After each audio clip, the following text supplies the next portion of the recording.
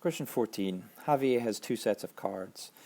Each set contains 4 cards, one with an A, one with a B, one with a C, one with a D. He's going to take at random 1 card from each set. So this column here shows all of the options from the first set, and this row at the top shows all the options from the second set. And if you take a card from each of these options here shows the different combinations that you can get.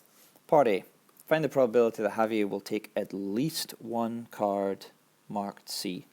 So basically look at our probability space here and find all of the times that a C is mentioned, at least 1 is mentioned, and you will be able to identify 7 times, and there are 16 possible options. Therefore the probability is 7 out of 16. Now it's important to note that because that says at least 1, we include this. If that said only 1, then it would have been 6 out of 16. But because it says at least, that means 1 or more.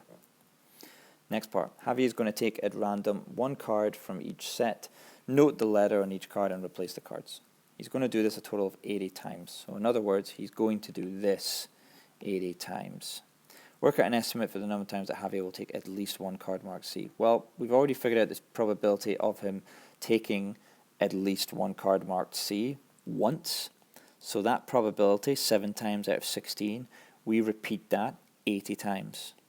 If we multiply that by 80, that gives us an estimate of 35 times we would expect. So in other words, it's 35 times out of 80 is what we would expect, and then that fraction would simplify to give us 7 out of 16. That's another way you can look at it. So 35 is our answer.